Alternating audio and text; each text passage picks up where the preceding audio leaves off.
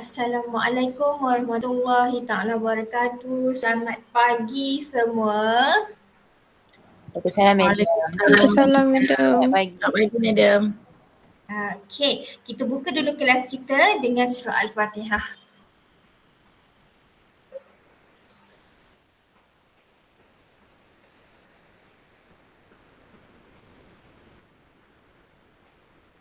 Amin amin ya rabbal alamin. Ramai lagi sebenarnya yang belum join tapi hanya kelas A lah, kelas B dia ada industrial visit and it's about five student that have been texting me before dia ada muat. So kelas kita ada 29, tolak 5 24. Rasanya ada dalam 10 orang ataupun lebih yang belum join. So bagi tahu kat kawan-kawan mana kelas A yang belum join, make it fast lah. Okay, sebab kelas kita dah pun akan bermula bila masa ni. Okay, so ini adalah minggu yang ke-6. And about our assignment case study, supposedly you need to submit yesterday lah before 12 AM. But ada certain student yang message saya cakap ada beberapa masalah dan sebagainya dan tak dapat nak hantar on that time. So kita bagi dia sedikit masa. And I'm not yet go through you punya assignment, tak tengok lagi siapa hantar, siapa belum hantar. InsyaAllah minggu depan dah saya update siapa yang belum hantar. So make sure yang ada dalam kelas saya 12 orang ni harap ni semua dah hantar lah assignment tu. If you have anything ataupun you have any problem, just let me know. Okay, so minggu depan adalah minggu cuti kan, midterm break. And right after you habis midterm break, dalam minggu yang ke-8 kita akan buat quiz. Okay, quiz chapter 1 sampai 7 lah chapter that will be covered before business plan. Okay, yang tu je, chapter tu je yang akan masuk untuk quiz. And we only have one quiz untuk SEM ini. Okay, so quiz itu total marks will be given 40. So kita ada 10 soalan true and false, kita ada 10 soalan MCQ, kita ada 10 soalan fill in the blank.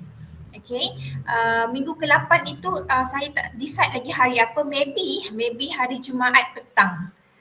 Jumaat petang you all free ke?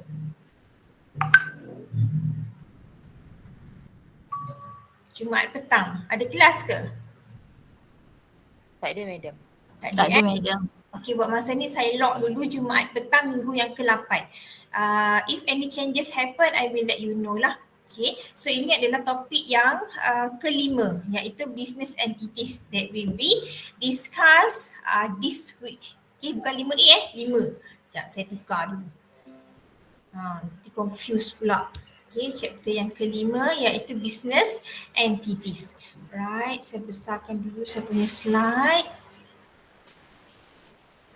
Okay, boleh ke saya teruskan dengan perbincangan topik kita, boleh ke? Boleh? Boleh, saya teruskan Alright, so as you can see now, chapter 5 is about the business entities.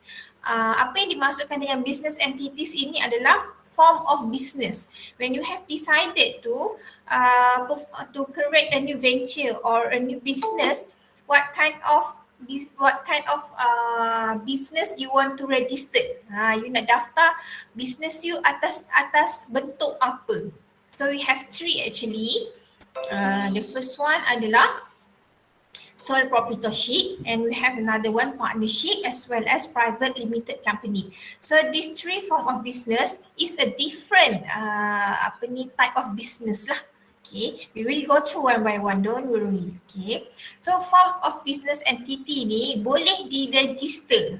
Dia ada pelbagai agensi yang menguruskan registration. The first one we have Company Act 1965. And at your left side, we have Business Registration Act 1956. Okay, we have Cooperative Act 1948. Kalau yang Cooperative Act ini dia melibatkan koperasi. Okay, kita ada Parliamentary Act or State Government Enactment. So ini adalah basically orang nak daftar business, dia boleh mendaftar di bawah akta-akta inilah. Okay, So dalam bisnes yang kita nak daftarkan tadi ada dia punya form of business. Kalau tadi kita ada under Business Registration Act 1956, kita berdaftarkan bisnes dalam bentuk sole proprietorship and partnership only. If you are decided to open your business dalam limited company by guarantee and sebagainya bawah ni, you kena daftar under Company Act 1965. Apa yang dimaksudkan dengan limited company by guarantee ini adalah bermaksud dia adalah public company ni, limited company by guarantee ni. Dia adalah public company yang mana dia bertanggungjawab. They are responsible for limited liabilities. Nanti you akan tengok apakah limited liabilities itu. So dia akan depend kepada berapa banyak shareholder dia contribute in term of share. So, sebab tu nama dia guarantee.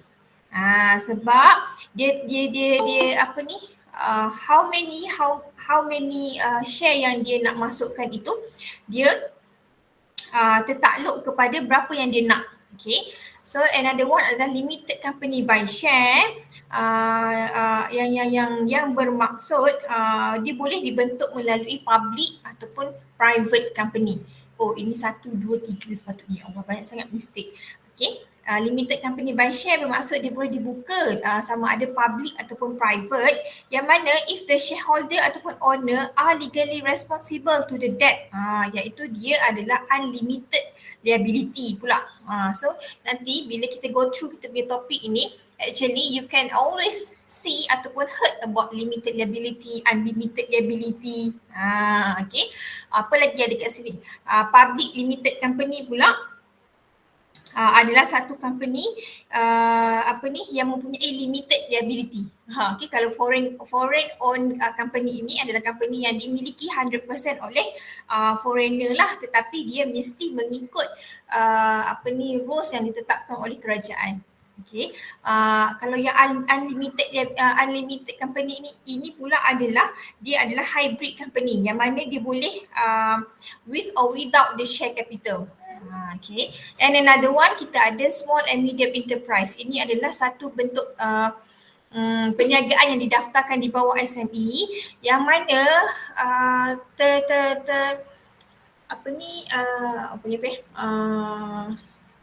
tertumpu kepada bisnes small and medium enterprise sahaja. So kalau kita nak buka bisnes, nak daftar di bawah SME, boleh didaftarkan dalam sole proprietorship, partnership dan juga private limited company. Boleh ketiga-tiganya lah. Okay. Alright, now we will go through the first form of business, iaitu sole proprietorship. Apa yang dimaksudkan dengan sole proprietorship ini adalah dia sebuah company yang ditubuhkan di bawah Business Act 1955, Enactment 1978, yang mana dia punya owner adalah seorang sahaja, where management rests on the person whose liability is unlimited, iaitu bila kita buka bisnes yang mempunyai seorang sahaja owner ni ataupun owner tunggal ini, dia punya liability adalah unlimited, yang mana bila our company have some debt yang dia tak mampu nak bayar, so if kita buat loan dengan bank, so company tak mampu nak bayar, bank boleh tarik kita punya personal asset. Okay, so itu yang dinamakan sebagai unlimited liability. Okay, so dia termasuk di dalam salah satu ciri untuk sole proprietorship. Okay, and another one ciri dia adalah the simplest business structure. Dia senang untuk ditubuhkan, dia simple, menggunakan modal yang sangat sedikit. Ada statistik yang dilakukan di US, is about 70 new venture that has been registered in USA have choose to create a business dalam sole proprietorship. 70% bermaksud sangat familiar. Orang buka bisnes, they choose sole proprietorship, pemilikan tunggal. Okay, tapi hanya 10% yang survive, sebab dia ada banyak kekurangan sebenarnya dalam sole proprietorship. Nanti kita tengok dia punya disadvantage. Okay, so usually people will choose their own name. Kopitiam Pak Abu, Rahmat convenience store. Macam tu. Bisnes-bisnes yang menggunakan nama sendiri. Okay. And another one requires a small amount of capital. Untuk kita mulakan bisnes ini, dia punya capital tak terlalu besar. Sebab kita nak menjalankan bisnes simple. Okay. Itu basic tentang sole proprietorship.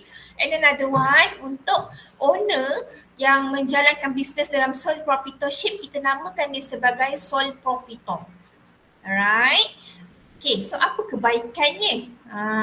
Okay. Dia kata salah satunya adalah easy to manage. Kenapa kita kata easy to manage? Sebab we only have one owner. Okay. Anything that regarding decision making pun seorang saja yang akan buat. So senanglah nak manage. There is no argument, there is no objection from others. Sebab hanya seorang owner, apa yang owner cakap, itulah keputusan syarikat. Okay. Apa lagi? Dia kata kat sini, easy to form and dissolve with minimum formalities. Okay, let's say the owner meninggal. Okay, so adakah senang untuk ditutup perniagaan tersebut? So jawapannya adalah senang. Senang untuk ditubuhkan, senang untuk ditutup with a minimum formalities. Bukan kata kalau nak tutup senang-senang dia tutup. Dia ada dia punya qualification, dia ada dia punya rules, tapi minimum. Okay, apa lagi? Enjoy a certain degree of flexibility. Okay, sebab apa kita kata flexible? Sebab only one owner, so owner ini akan bertindak kalau ada apa-apa isu yang berlaku, so senang untuk dia bertindak, tak perlu nak minta persetujuan sesiapa-siapa pun. Kalau if the owner want to make any changes dalam dia punya organisation pun, dia boleh buat. Let's say dia kata dia tak nak lah tutup kedai weekdays weekend, sebab masa tu ramai orang cuti, so orang akan pergi ke kedai dia. So dia kata dia nak bagi cuti pada hari Selasa maybe. So if that decision has been made by that owner, so benda tu boleh dilaksanakan terus lah. Okay. Apa lagi? The owner pays income tax based on his total individual income.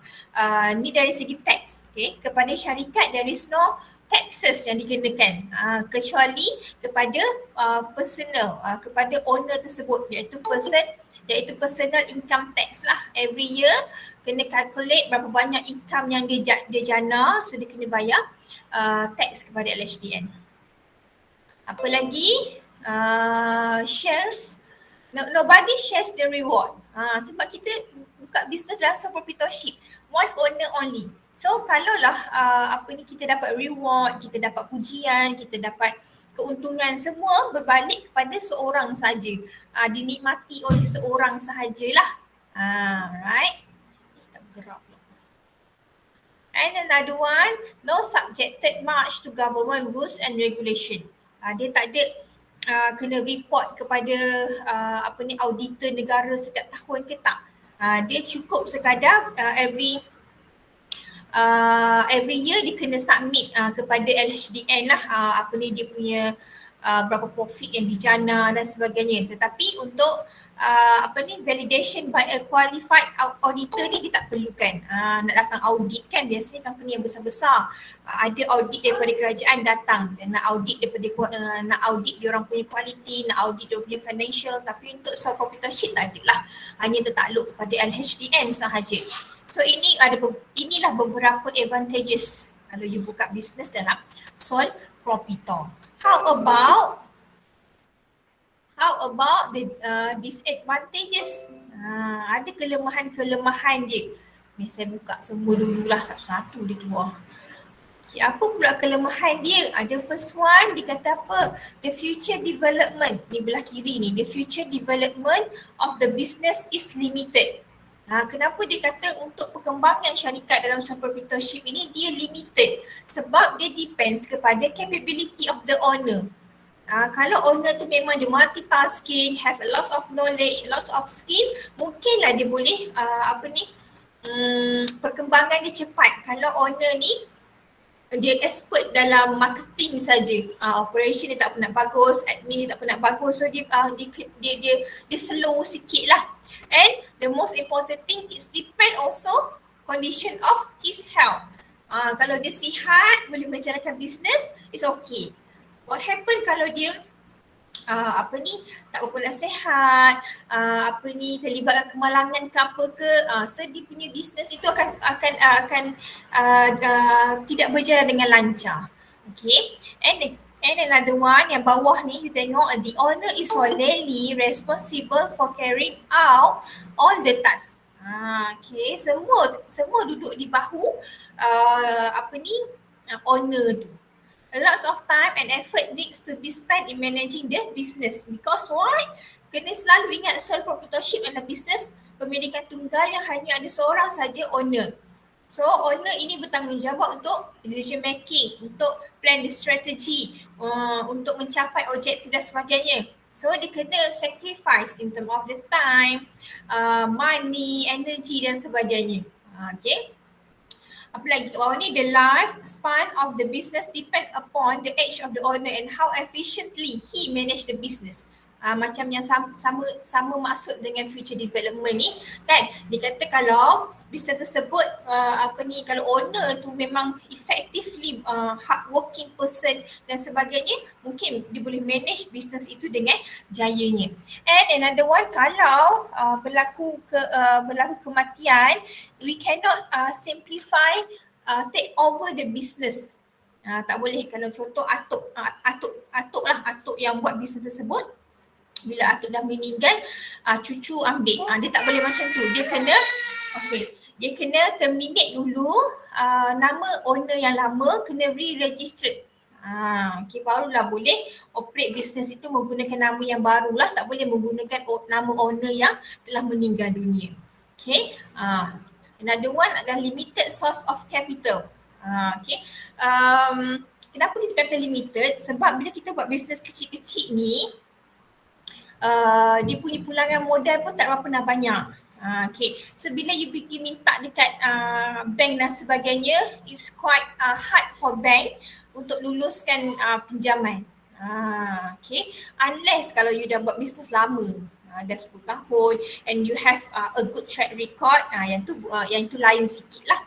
Okay, and another one, the liability of the business is unlimited. And yang saya mention tadi ni, unlimited liabilities yang bermaksud tadi, if anything happen to your organisation and your business is not able to pay for the debt, if you are making loan from the bank can take over all your personal asset. Dia boleh ambil you punya duit dalam bank untuk bayar hutang syarikat. Dia boleh tarik dia punya kereta, dia punya rumah, tanah, semua dia boleh ambil. Sebab apa? Dalam form of business of sole proprietorship, dia adalah unlimited liabilities. Right, so ini adalah dia punya beberapa disadvantages if you decided to to start your business in sole proprietorship. You kena faham betul-betul tentang form of business ini, sebab later on when you are doing your third assignment business plan, dia ada satu part yang you kena masukkan form of business. So you kena bagi tahu you buat business ni secara sole proprietorship ataupun partnership. Okay. Alright, next. Okay, masuk kepada form of business yang kedua, iaitu partnership. Dia lebih kurang sama, cuma bilangan members ataupun bilangan owner saja berbeza. Okay, kalau you decide to open up your business in partnership, dia mestilah lebih daripada seorang.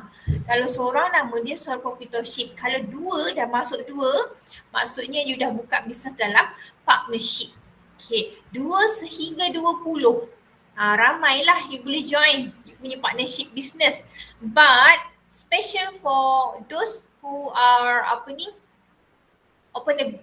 your business as a professional business. Contohnya legal firms, architect, accounting firms. Kalau you buka klinik dan sebagainya, so dikira sebagai professional business, you can exceed sampai 50%. Mungkin dia memerlukan lebih daripada partnership yang biasa ni. Okay. So dalam business partnership, dia didaftarkan di bawah Business Registration Act 1956, same as sole proprietorship. Okay. And another one, partnership ada partnership yang partners, kita punya partners agree to undertake a joint business and jointly on the business. Bila dia buat business secara partnership ini, dia punya owner namanya adalah partners. So all the partners agree to join the business, bermaksud dia bersetuju juga untuk share the capital, share the profit, share the losses. All all the activities ataupun all the benda yang kita dapat, benda yang kita tanggung, semua kita tanggung bersama-sama lah. Okay. Seronok sikit lah kalau buat business dalam partnership. Kalau dalam sole proprietorship tu, kalau tanggung untungnya okey lah. Tanggung losses dia tu tanggung seorang-seorang. Tapi kalau dalam partnership, we have our partners yang sama-sama keluarkan share capital, sama-sama merasa nikmat profit dan sama-sama menanggung kerugian. Okay.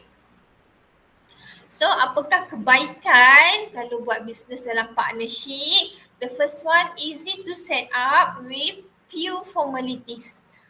Same as sole proprietorship, easy to set up. Okay, sebab tu ramai juga orang yang buka bisnes dalam partnership. It's about 10% kalau tak silap saya.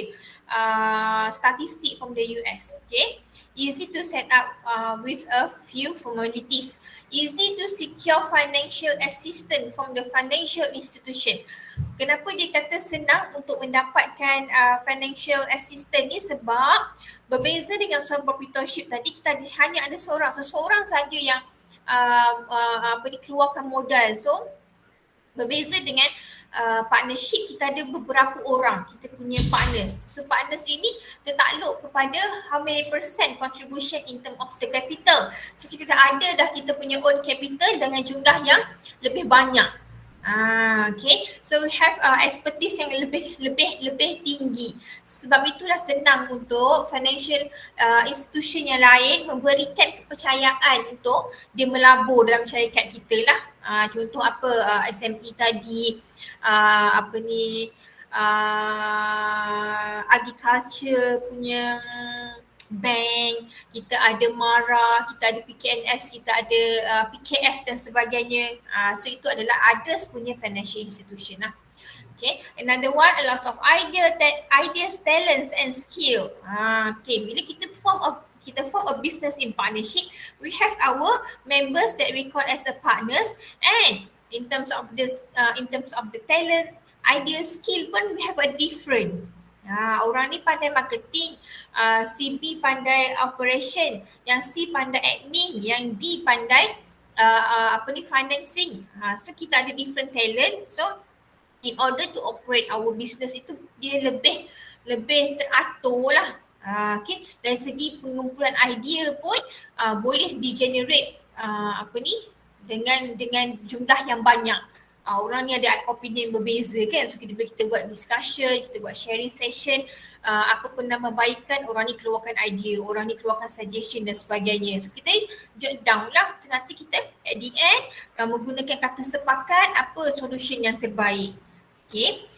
Another one dekat atas ni dia kata equity can be increased through enlisting additional partners. The more partners that we get, the more equity that we gain. Right. So another one, as in a sole proprietorship business, income tax is not imposed on the partnership itself but on the owners as individual. Same as a sole proprietorship. Tak ada tax yang dikenakan kepada bisnes, tetapi hanya tax yang dikenakan kepada personal individual, iaitu partners yang masuk dalam kita punya business partnership sahaja. Right. Another one, business risk can be reduced and distributed among the partners. Risiko perniagaan, risiko untuk disaman ke, risiko untuk bankrupt, risiko untuk mendapat bad reputation dan sebagainya, risiko tu salah langkah masing-masing akan dirasai oleh semua partners juga, akan ditanggung oleh kesemua partners juga. Okay. And the last one, the responsibility of managing and handling the business can be divided equally. Tugasan-tugasan yang ni nak manage apa, yang ni tanggungjawab sebagai apa pun dapat dibahagikan dengan sama rata. Okay. Ini adalah kebaikannya. So how about the disadvantages? Ada beberapa jugalah. The first one, dikata the lifespan of the partners business depend on the lifespan of the the lifespan of the partnership business depend on the lifespan of the partners. Okay, so let's say kalau ada partners yang pass away ataupun dia business tersebut declare sebagai bankrupt, so automatically business tersebut akan dissolve, akan ditutup. Kecuali when we have the partnership agreement. So it's also important if you form a business in partnership, you kena ada partnership agreement. Okay, sebab apa? Pentingnya partnership agreement nanti kita akan tengok. Sebab kita ada beberapa orang yang manage kita punya business. So there is a lot of different. Sorry, kejap ya. So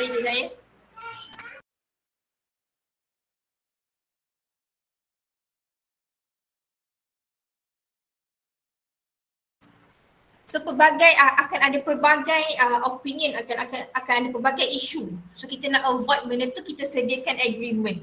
Semua supaya semua orang faham responsible sendiri, semua orang faham berapa banyak capital yang kita keluarkan, berapa banyak profit yang kita akan share together. Sama juga macam lifespan ini. Jangka hayat business dalam partnership, kalau ada yang meninggal, ada yang kalau bisnes itu bankrupt, kita akan declare bisnes tersebut sebagai dissolve, tutup. Kecuali kalau ada partnership agreement tadi tu. Okay, and another one, dia sama macam sole proprietorship, dia adalah setiap partners adalah unlimited liabilities. All the asset can be menanggung hutang syarikat. Okay, dia kata kat sini, if no letter of agreement is being made, unethical or misconduct behaviour may happen. Sebab tu penting untuk kita ada partnership punya agreement. Kadang-kadang kita memang percaya kepada kita punya partners, tetapi who knows, in future ada yang berlaku tidak adil, ada yang salah guna kuasa, ada yang pembahagian profit tidak seimbang dan sebagainya. Okay.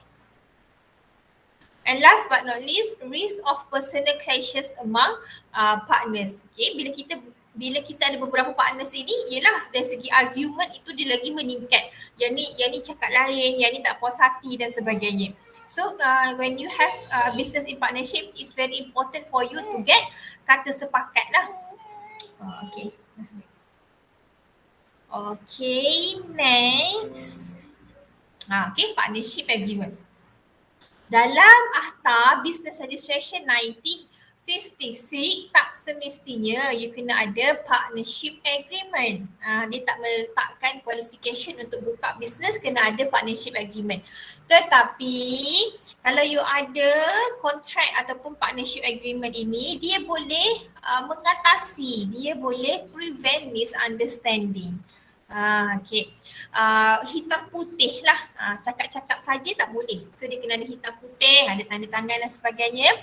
If anything happen, ada isu-isu berkaitan dengan partnership, dia boleh refer kepada partnership agreement. So dalam kita punya partnership agreement ni, apa yang perlu ada? Contoh dia kata kat sini, kena ada name of the business, contoh klinik, Poliklinik Azhar dan rakan-rakan. Okay, itu one of the partnership lah. Okay, the duration of the partnership, berapa lama tempoh masa yang kita agree together. Individuals involved in managing the partnership business. Siapa yang di antara kita punya members, kita punya partners itu yang terlibat dalam managing, yang dilantik sebagai manager, yang dilantik sebagai ketua dan sebagainya. Okay, the account of the business and share capital that show the contribution of each partners and the right and obligation of each partner towards the capital.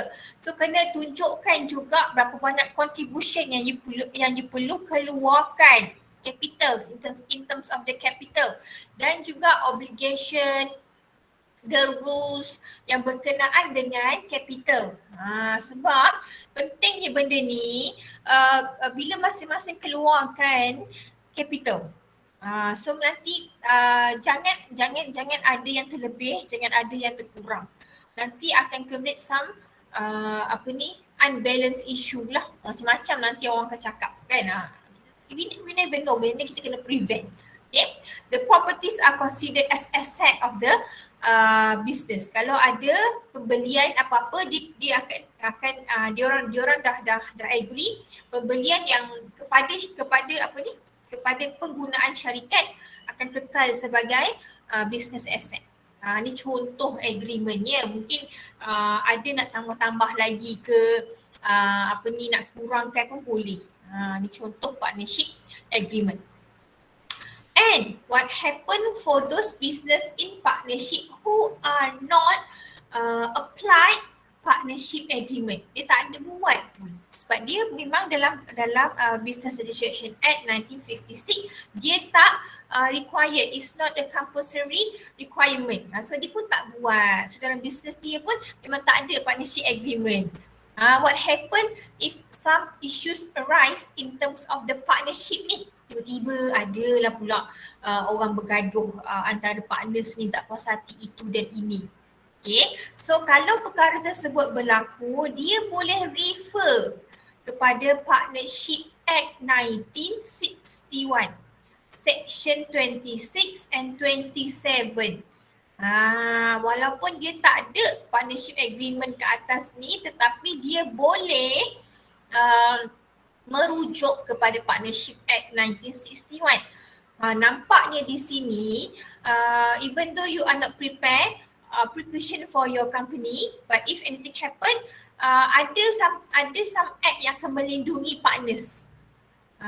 Okay, partnership are governed by the Partnership Act 1961.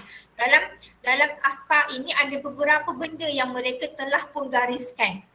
The first one, profit or losses are to be shared equally. Kalaulah ada some issues regarding profit and losses that been divided unequally, you boleh datang kepada penubuhan syarikat dan di bawah Akta Partnership Act ni boleh dibicarakan. Ataupun no interest is payable for a partner's capital.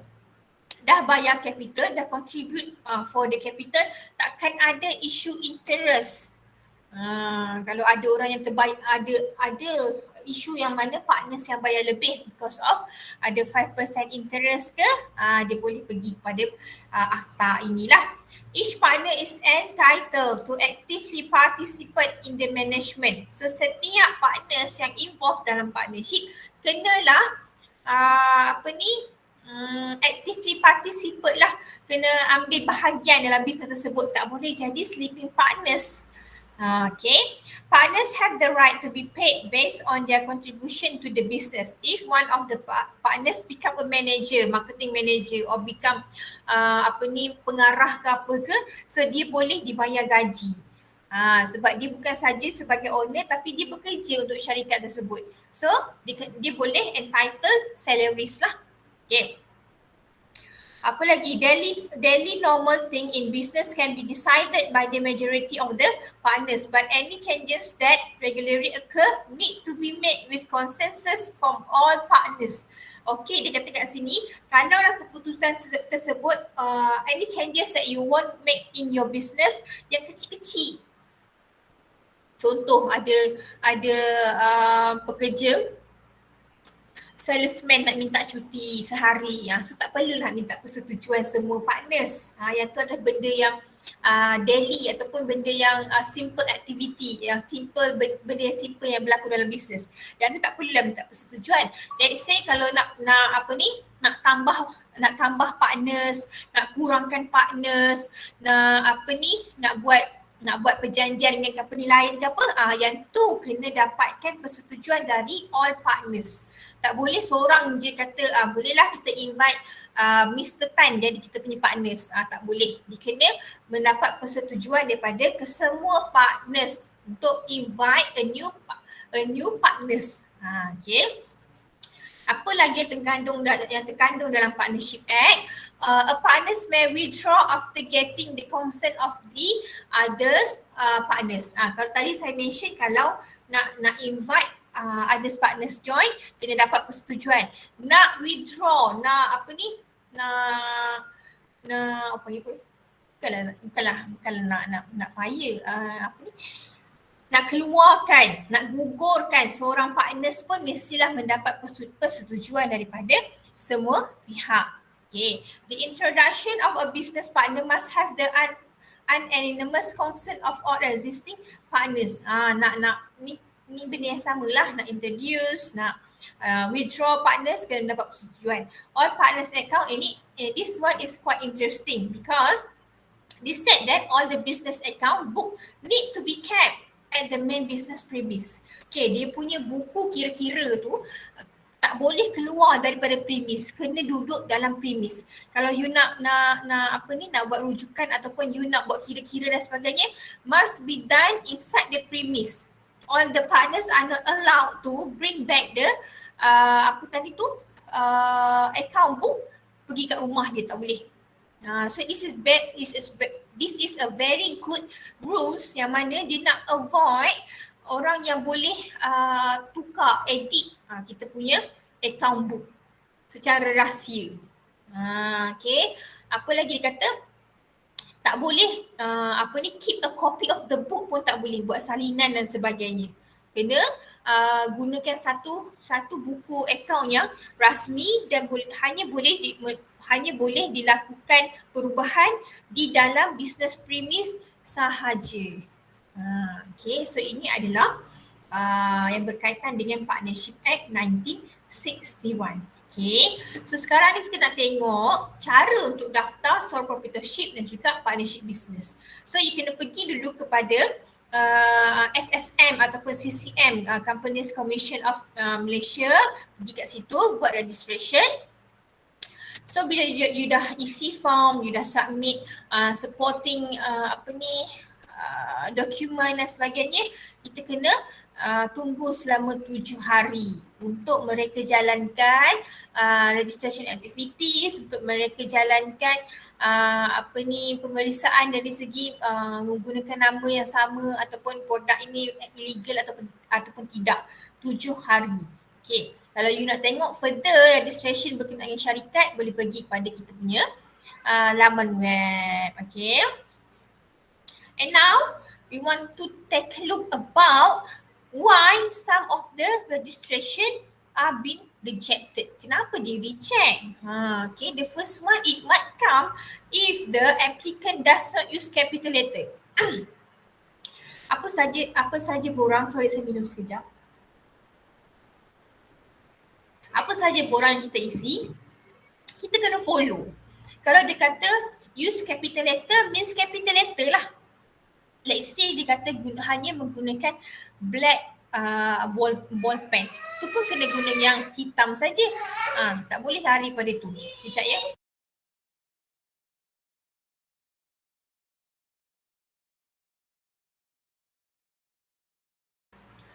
So all the qualification, all the direction kita kena follow.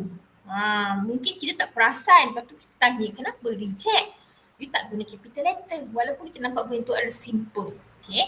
Application form is too dirty or untidy. Yelah bila kita buka bisnes contoh dalam partnership, dah ambil borang, kumpul lah 2-3 orang dekat McD. Dah makan burger, dah makan nugget dan sebagainya, tak perasan ada sos tumpah. Lepas tu nak isi borang terkena pula. Yang tu pun menjadi salah satu benda yang menyebabkan dia punya borang itu tidak diproses ataupun di-reject, too dirty or untidy. Correction menggunakan liquid pun tak boleh. Okay. Apa lagi? The business is already registered. Mungkin bisnes yang kita nak tubuhkan ini dah pernah diregister sebelum ini. Cuma bisnes tersebut terlupa untuk di-terminate. So kena terminate dulu baru boleh buka a new one. Okay. Verification of the application form has been made by unauthorized personnel. Mungkin ada orang yang tidak bertanggungjawab. Dia telah pun copy kita punya application. Yang tu pun jadi isu juga. The application does not attach a copy of the approval letter. support document lah. Biasanya support document ni mestilah dicop oleh orang yang berkenaan. Let's say kalau penjawab awam mestilah grade 41 and above. So kena betul-betul follow lah, janganlah pergi ambil orang yang tidak sepatutnya. Okay, and another one, other things that may cause the registrar, dan macam-macam lagi lah yang menyebabkan pendaftaran tersebut tidak boleh.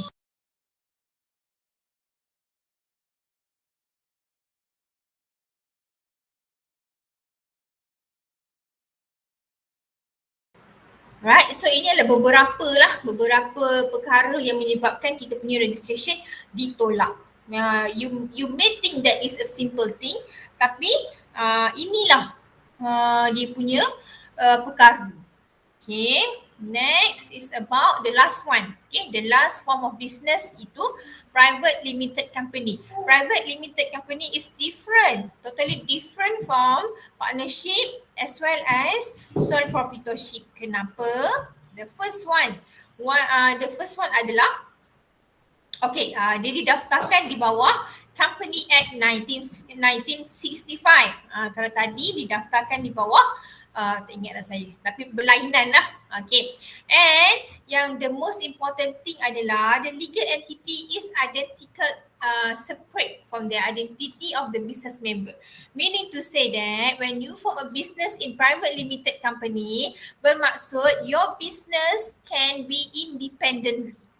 Dia adalah entiti yang berbeza berbanding dengan owner. Owner satu, company satu, berbeza, separate entities.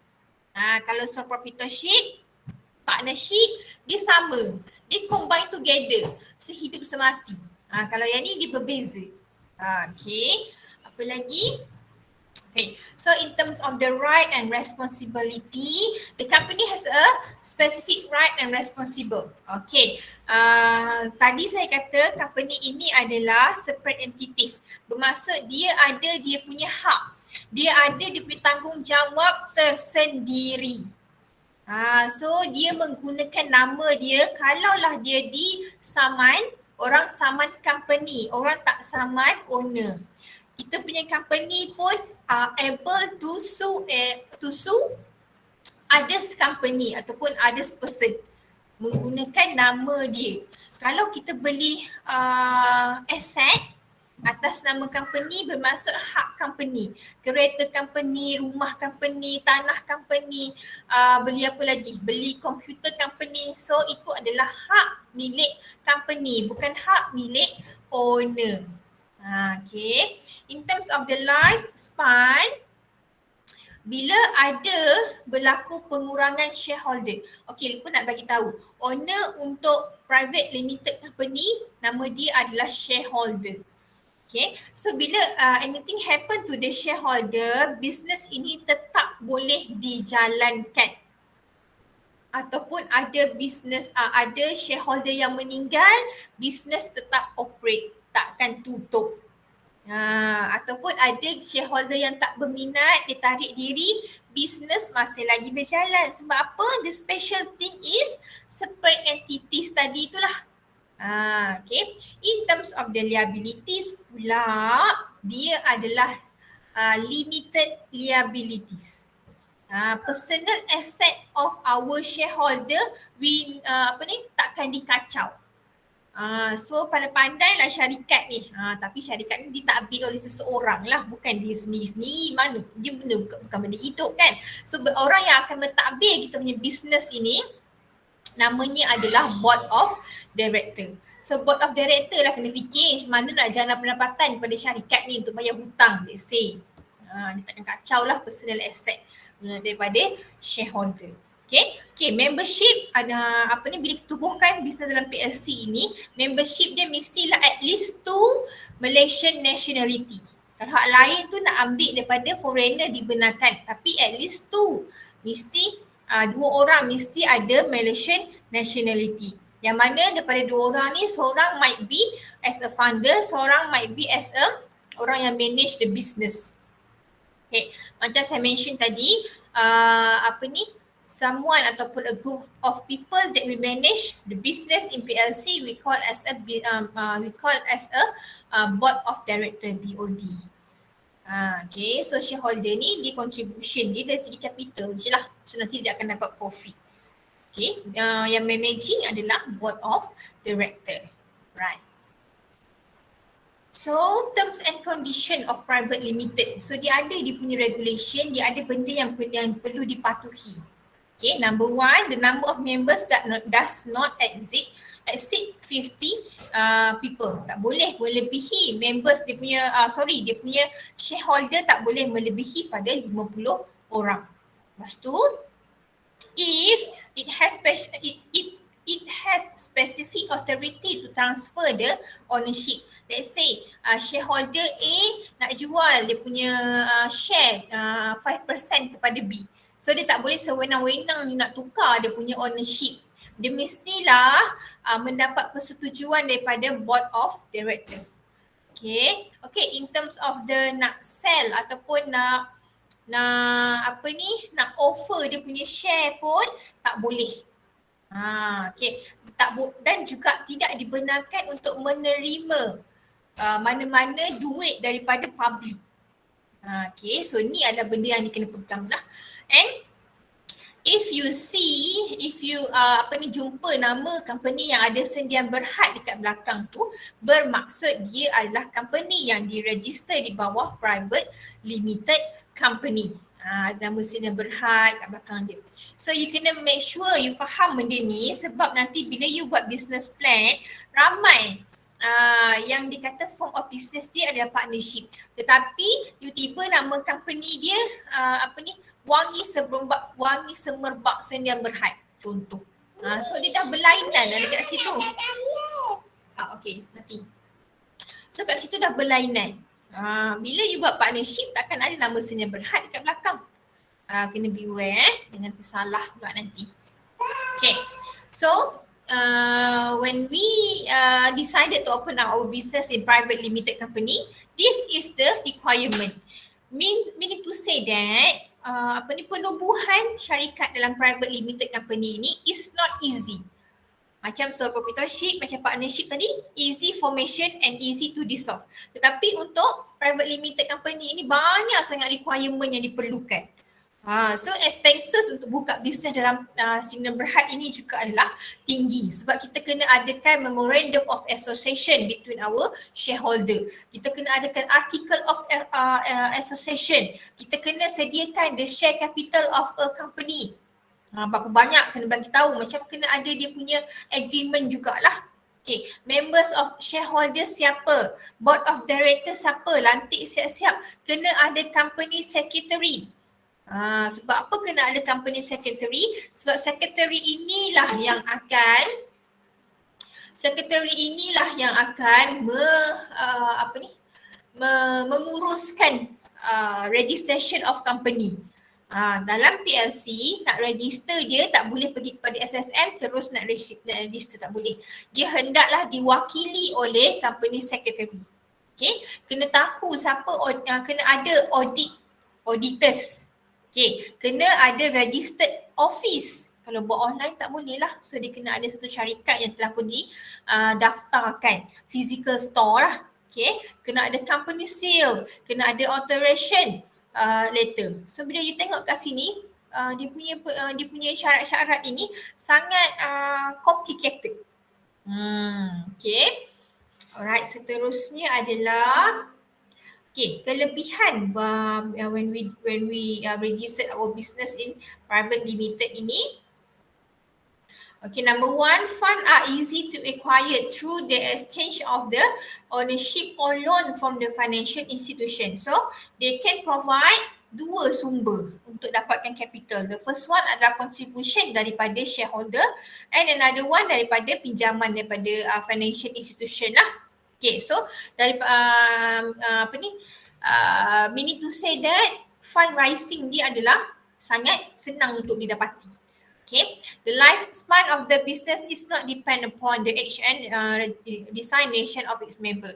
Dia punya lifespan, operasi syarikat tidak akan dipengaruhi, number one, kematian of our shareholder ataupun penarikan daripada shareholder.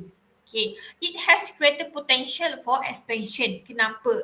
Sebab dalam bisnes ini we have a lot of higher capital. So untuk kita develop kita punya bisnes dalam Sedia Berhad ini sangat tinggi.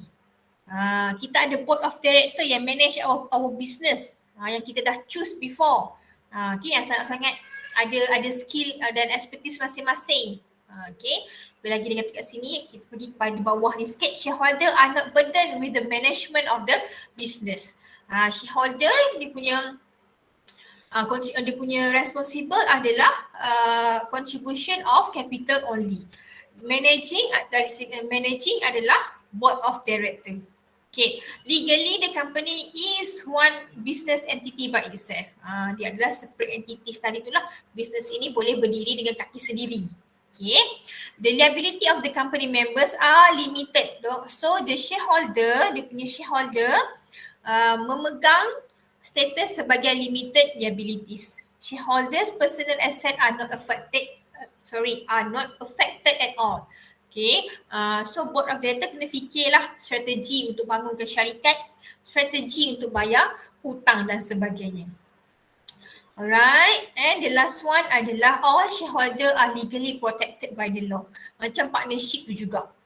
So kalau lah anything happen to the shareholder, dia boleh ada akta dia. Saya pun tak ingat akta dia apa. Okay. How about the disadvantages? Private limited company is more rules and regulation. Tadi pun you tengok ada memorandum, ada requirement, ada dia punya rules yang perlu dipatuhi.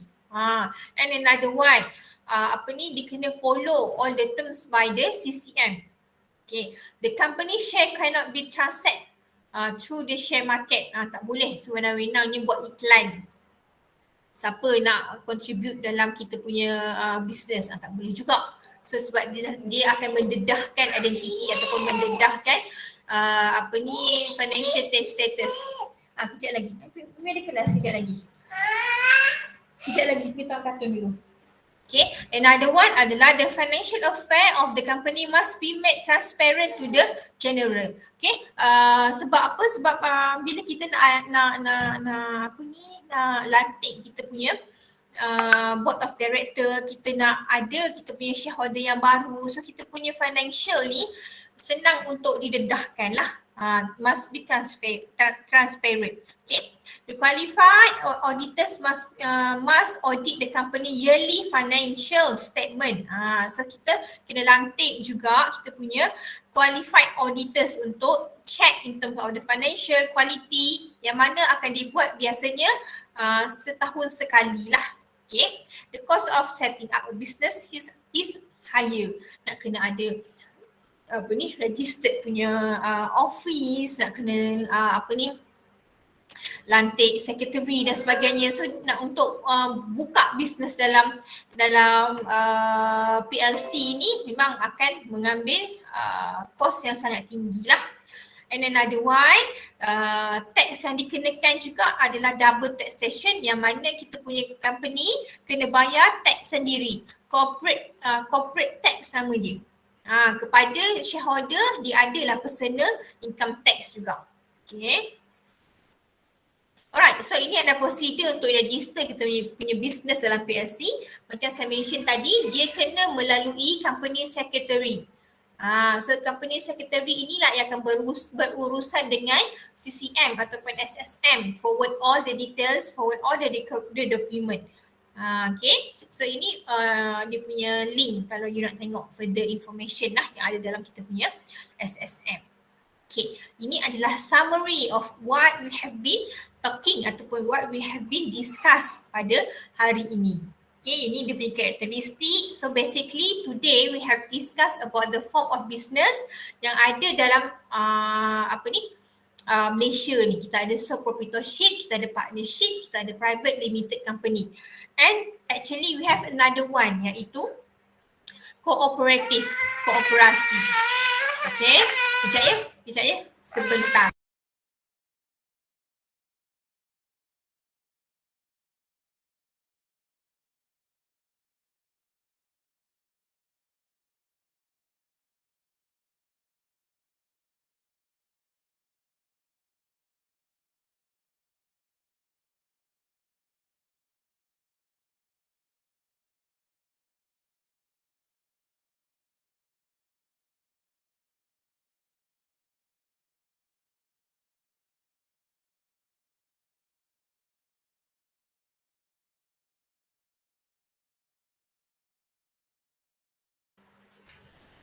Okay. Sambung sikit je lagi. Okay. Another one form of business tadi, kita ada kooperatif sebenarnya. Yang mana kooperatif ini ditubuhkan di bawah enactment of kooperatif, kooperasi lah. Okay, dia ada punca kuasa tu. So untuk kooperasi ni dia ditubuhkan untuk membantu dia punya members. Kan kita selalu dengar koperasi sekolah, koperasi guru, koperasi pesara dan sebagainya. Bila dia tubuhkan koperasi ni sebenarnya dia punya aim adalah untuk membantu dia punya members. Dia adalah non-profit oriented yang mana bila kita beli barangan di koperasi, for example, harganya adalah lebih murah berbanding dengan yang kita beli di market sebab dia punya aim adalah untuk bantu dia punya members. So actually we have 4. Tapi untuk peringkat dia kita discuss about 3 only. The most popular lah. Kita ada sole proprietorship, partnership dan juga private limited company. Okay, bear in mind bila ada dalam quiz nanti, sole proprietorship adalah pemilikan tunggal.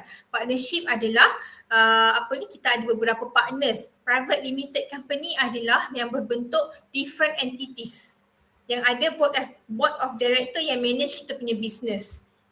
So you kena ingat, kalau senang nak ingat summary ni yang telah saya simpulkan di sini. Senang untuk kita tengok balik nantilah. Okay, habis dah untuk topik yang ke-5 iaitu business of entities. Okay, setakat ni faham ke?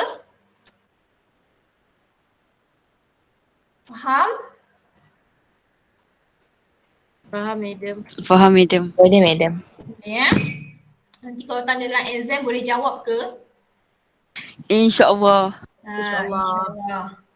Buat revision sikit lah. Soalan quiz tak adalah susah mana. Dia directly tak adalah berbelit-belit ke apa. Tapi kalau you tak baca ataupun you tak go through notes dan sebagainya, mungkin you akan sedikit terkeliru lah. Alright, ada apa-apa soalan nak tanya tentang kita punya assignment? Ada? Madam, saya nak tanya. Ya, Najwa. Untuk yang assignment 2 tu kan, boleh ke kalau saya dengan classmate saya lagi seorang tu buat bisnes yang sama? Bisnes yang sama bermaksud? Maksudnya macam saya sekarang ejen minyak wangi. Okay. Tapi leader saya, classmate saya sekarang juga Adila. Oh, boleh? Tak ada masalah. Boleh. Boleh, tak ada masalah. Sebab sebab Najwa buat bisnes sendiri juga tapi benda yang sama. Adila pun menjalankan bisnes sendiri-sendiri tapi hanya benda yang sama, tak kisah. Mungkin you akan menggunakan strategi yang berbeza, mungkin profit yang you jana tak sama macam dia, keuntungan profit keuntungan lah. Mungkin customer you banyak ni, Adila banyak ni, tak sama. Tu boleh dibenarkan. Okey, terima kasih madam. Sama. Lagi? Ada tak yang masih ragu-ragu bisnes yang dia nak buat ni boleh ke tidak? Boleh tanya. Dapatkan kepastian lah. Jangan nanti you buat bisnes yang salah, at the end nanti bila saya baca report, ni lain ni, tak boleh ni, lah kena buat lagi sekali. Sekarang kita nak avoid lah benda tu daripada you kena buat assignment yang sama berulang kali. Ada tak yang belum submit assignment dalam ni? Yang belum bagi tahu saya lah. Ada beberapa yang dah bagi tahu. Mungkin ada yang dalam ni yang belum bagi tahu dan belum submit. Ada ke? Tak ada hopefully semua dah submit lah. InsyaAllah nanti saya akan check. Kalau lah ada major correction, so saya akan bagi tahu, so saya akan suggest lah betulkan di part-part yang mana. Tapi kalau ada yang minimum ataupun accepted correction tu saya tak perlulah kot. Nak buat kerja 2-3 kali ni bukan benda yang senang. Anything else? Jangan lupa tick attendance. Dalam kita punya attendance pada minggu ini hanya kelas A je lah yang ada. Kelas B tak perlu tanda attendance. Ada kelas B join juga ni. Kelas A saja yang ada attendance. Okay, yang mana yang serta IMUAC tu tak apalah, tak perlu tick attendance. Yang tak ada, yang available ni saja. Make sure you tick lah kita punya attendance. Okay, kalau tak ada apa-apa, kita tutup kelas kita dengan tasbih kifarah dan juga surah Wal-As.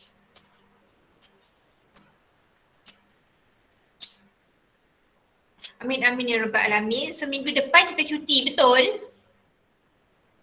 Betul. Betul, madam. Okay, so bila cuti manfaatkanlah cuti ya. Relax your mind, relax your body. Regenerate your spirit dan sebagainya lah. Cuti 7 hari tu manfaatkan. Okay, jumpa lagi pada minggu yang ke-7 iaitu selepas kita punya midterm break, and minggu ke-8 kita akan buat quiz. Okay, get that information right. Okay, jumpa lagi pada masa yang telah ditetapkan. Assalamualaikum warahmatullahi wabarakatuh. Bye-bye. Waalaikumsalam. Assalamualaikum. Thank you, madam. Bye-bye. Thank you, madam. Waalaikumsalam, madam. Terima kasih. Sama-sama. Salam. Salam. Thank you, madam.